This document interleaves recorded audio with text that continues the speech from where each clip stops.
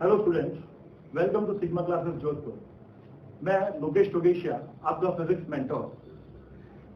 Dual nature of radiation chapter की series में हम बढ़ने जा रहे हैं गाइस हमारे नेक्स्ट लेक्चर की तरफ।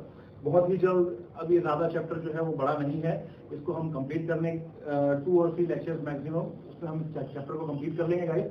तो जो लास्ट प्रीवियस चैप्टर के प्रीवियस लेक्चर के अंदर जो हमने बात की थी, वो बात की थी गाइस आइंस्टीन फोटोइलेक्ट्रिक इक्वेशन की। उसको हमने समझा था कि वो आइंस्टीन फोटोइलेक्ट्रिक इक्वेशन जो है वो बेसिकली क्या है, वो एक एनर्जी कंजर्वेशन का फॉर्म है कि फोटोन की एनर्जी जो है वो इलेक्ट्रॉन को किस तरह से ठीक है ट्रांसफर होती है और as a work function plus as a kinetic energy. हमने पढ़ा था, उसका डेरिवेशन भी देखा था और उस पर कुछ न्यूमेरिकल अच्छी प्रॉब्लम्स भी हमने की थी। ठीक है, तो अब जो हम नेक्स्ट पार्ट सेक्शन में हम पढ़ने जा रहे हैं वो हमारा सेक्शन होगा गाइस फोटो इलेक्ट्रिक सेल। देखिए, जो फोटो इलेक्ट्रिक इफेक्ट हमने स्टडी किया, जो एक्सपेरिमेंट हमने फोटो इलेक्ट्रिक इफेक्ट का किया, उस एक्सपेरिमेंट के बिहाफ पे क्या किया, एक सेल डिजाइन किया गया। Cell means what?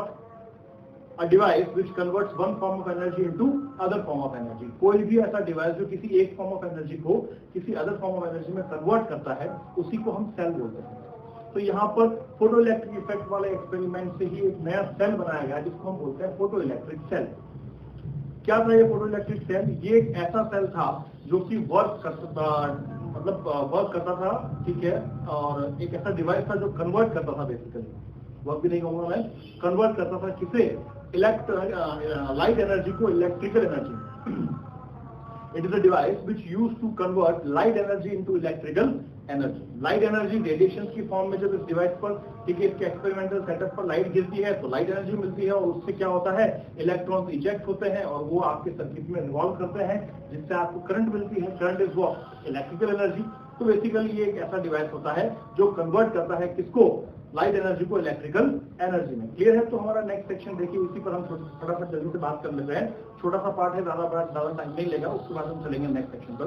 तो देखिए, photo electric cell, it is what? It is a device which converts light energy into electrical energy. Clear है? लाइट एनर्जी को किसमें कन्वर्ट करता है? इलेक्ट्रिकल एनर्जी में। देखिए, आप इसका कंस्ट्रक्शन पार्ट देख सकते हैं, यहाँ पर ज्यादा कॉम्प्लिकेटेड नहीं है, बिल्कुल उसी तरीके से है जिस तरीके से हमने इसका एक्सपेरिमेंटल वेरिफिकेशन स्टडी किया था फोटो इलेक्ट्रिक इफेक्ट का, उसी तरीके से। यहाँ पर सबसे पहले क्या रखा गया है, एक वैक्यूम इवैक्यूएटेड ट्यूब या ग्लास ट्यूब या बल्ब कह सकते हैं आप इसे। एक वैक्यूम ट्यूब रखी गई है। इस वैक्यूम ट्यूब में 2 मेटल प्लेट्स हैं। ये वाली जो मेटल प्लेट है गाइस आपकी, ये क्या है, light sensitive metal plate.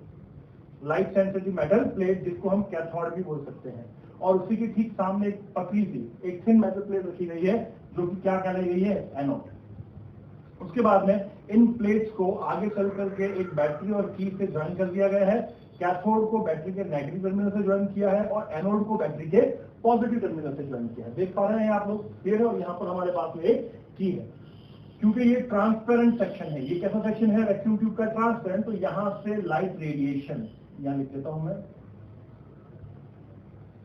Light radiation जो है वो चल करके मेटल प्लेट पर फॉल हो रही है और यहाँ से वो इलेक्ट्रॉन्स को इजेक्ट कर रही है। और ये इलेक्ट्रॉन कुछ पोटेंशियल डिफरेंस क्रिएट होने की वजह से कैथोड सी से कैथोड ए पर क्या कर रहे हैं, ट्रेवल कर रहे हैं। और उसकी वजह से क्या मिल रहा है आपको यहाँ पर करंट मिल रहा है गाइस।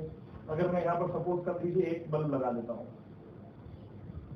ये क्या है, बल्ब। तो इन इलेक्ट्रॉन्स के ट्रांसफॉर्मेशन से ये बल्ब जो है ये ग्लो कर जाएगा स्टूडेंट्स। क्यों? क्योंकि इसमें करंट फ्लो होना शुरू हो जाएगी। बात समझ में आ रही है आपको?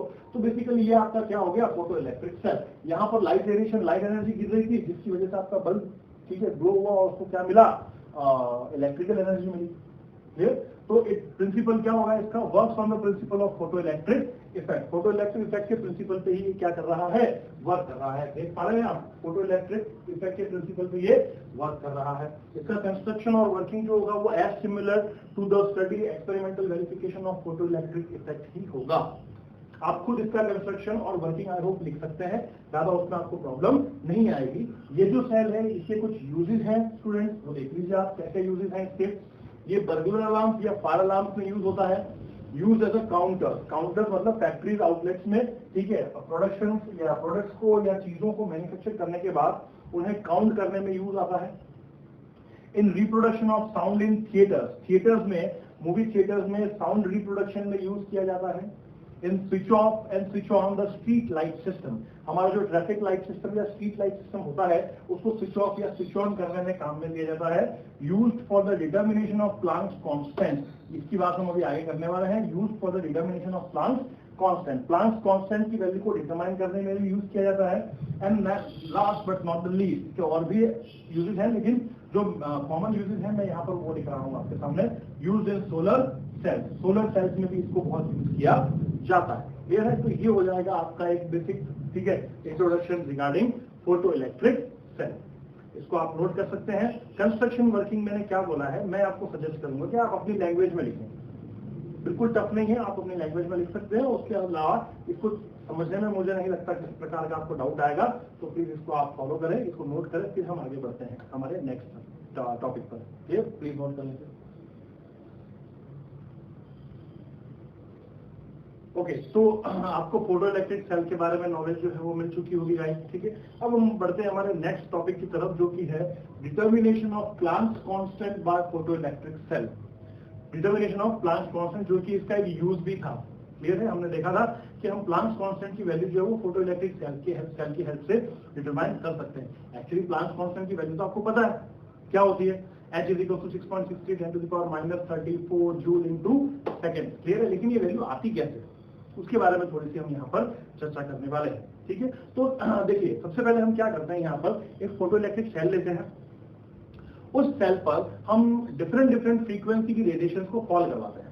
जब डिफरेंट फ्रीक्वेंसी की रेडिएशन को फॉल करवाते हैं तो जो इजेक्टेड फोटो इलेक्ट्रॉन्स होते हैं उनकी काइनेटिक एनर्जी डिफरेंट होगी। ऑब्वियस सी बात है, उन डिफरेंट काइनेटिक एनर्जीज वाले इलेक्ट्रॉन्स को रोकने के लिए स्टॉपिंग पोटेंशियल भी डिफरेंट होगा, जो कि इंक्रीज होगा। हमने देख रखा है रिलेशन पहले।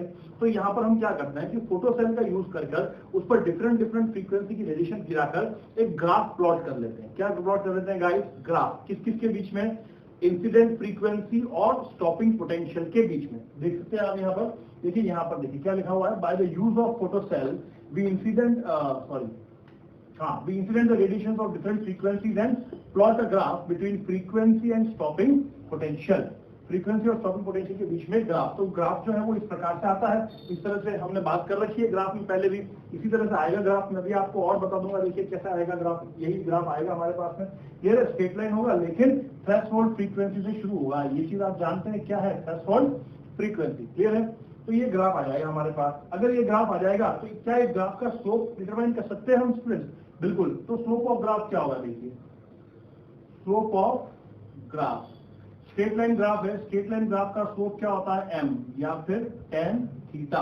कोई भी दो पॉइंट ले लेते हैं हम यहाँ पर random, point A and point B। इन दो रैंडम पॉइंट्स को अगर मैं ज्वाइन करता हूं, ये हो गया थीटा। यहां से tan थीटा क्या मिल जाएगा आपको, ये हो जाएगा डेल्टा V0 और ये हो जाएगा delta nu. Delta V0 means what, दो डिफरेंट स्टॉपिंग पोटेंशियल का डिफरेंस है, और ये डेल्टा न्यू क्या हो गया, दो फ्रीक्वेंसी का डिफरेंस है, डिफरेंट फ्रीक्वेंसी का।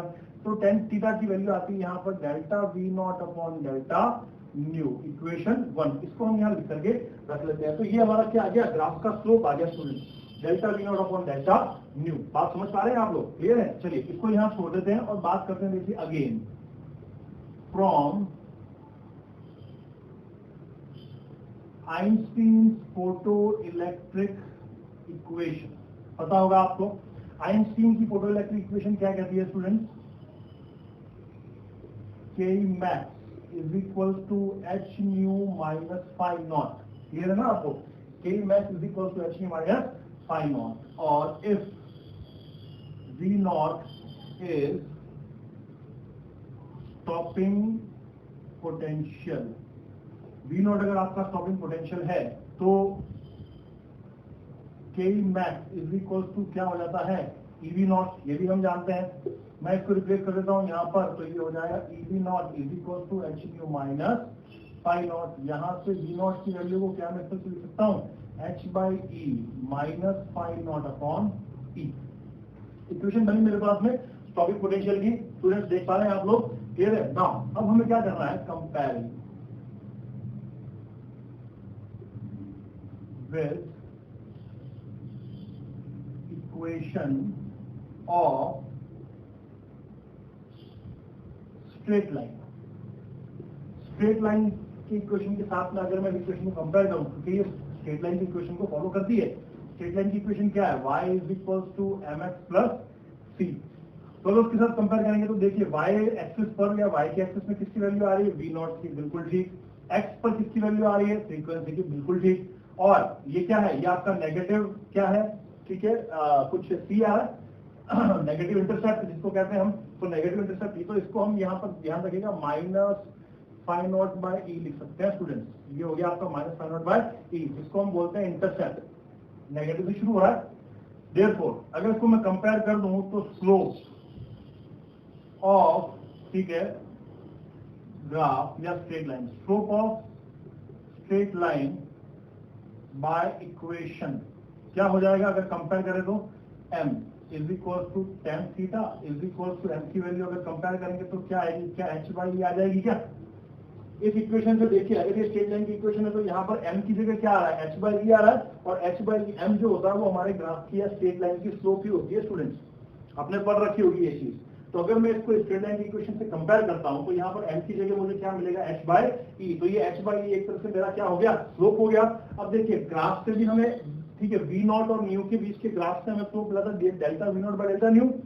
इक्वेशन से हमें स्लोप मिला है h/e।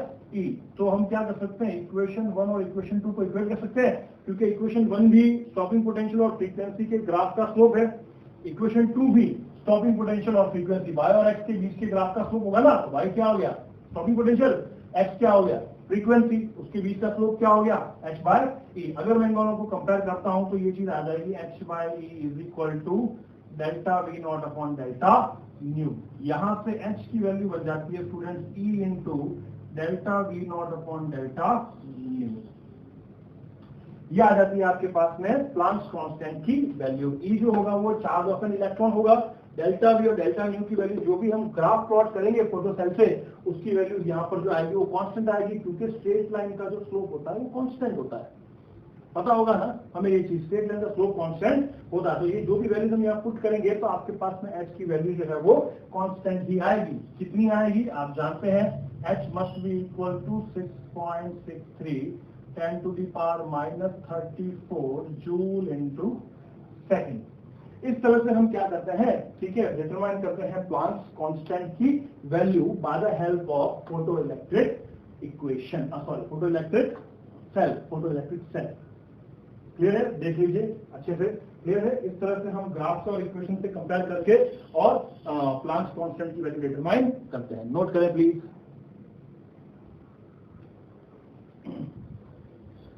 ओके गाइस, तो हम बढ़ते हैं हमारे देखिए नेक्स्ट टॉपिक पर, जो कि बहुत इंपॉर्टेंट टॉपिक है इस चैप्टर का, डी ब्रॉगलीज डुअलिस्टिक हाइपोथेसिस।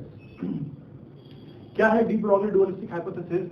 हमने देखिए चैप्टर के स्टार्ट में बात की थी कि जो वेरियस साइंटिस्ट थे, ठीक है, तो उनमें से जो भी लाइट के नेचर की स्टडी कर रहे थे, तो कुछ का जो कंक्लूजन था या कुछ का जो झुकाव था वो लाइट के पार्टिकल नेचर की तरफ था, वेयर कुछ का जो, ठीक है, झुकाव था वो पार्टिकल के वेव नेचर की तरफ था, सॉरी लाइट के वेव नेचर की तरफ था।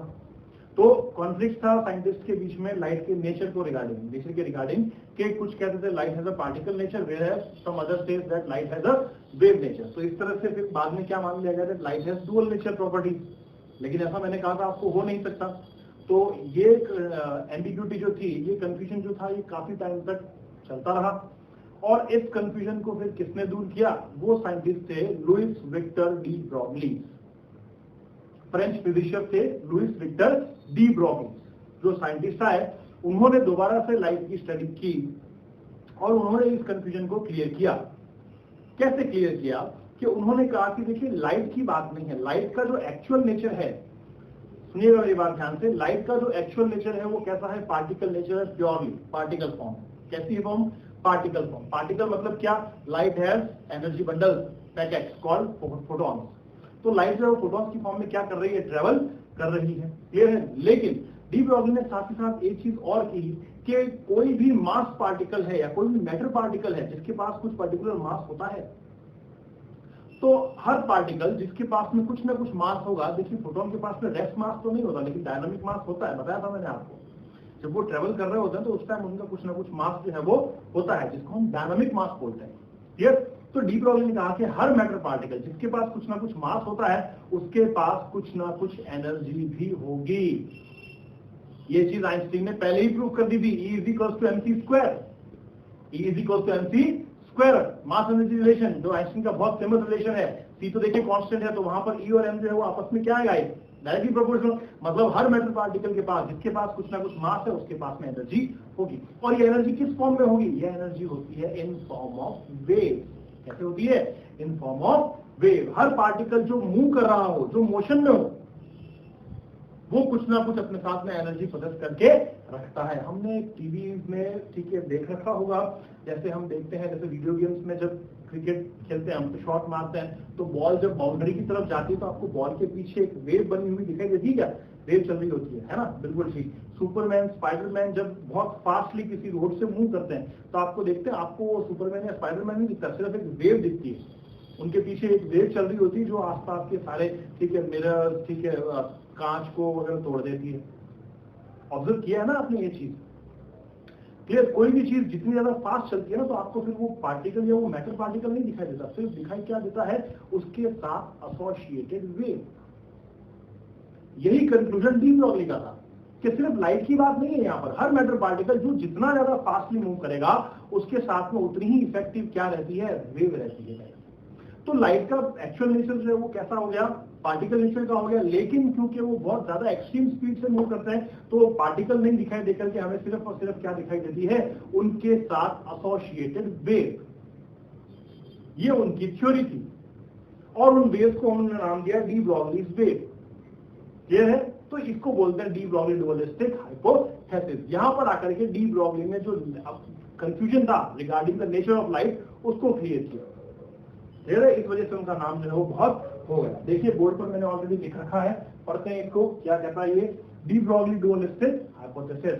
In 1924, the French physicist Louis Victor de Broglie put forward the bold hypothesis that material particles in motion should display wave-like properties. कोई भी material particle जो motion में होता है ना, वो wave-like properties जो है वो display करते हैं। और the wave associated with matter particles in motion, जो मैटर पार्टिकल जब मोशन में होते हैं तो जो भी वेव उनके साथ एसोसिएटेड होती है उस वेव को कहा जाता है मैटर वेव और डी ब्रॉगली वेव। और उन वेव की जो वेवलेंथ होती है स्टूडेंट्स, उससे कहा जाता है डी ब्रॉगली वेवलेंथ।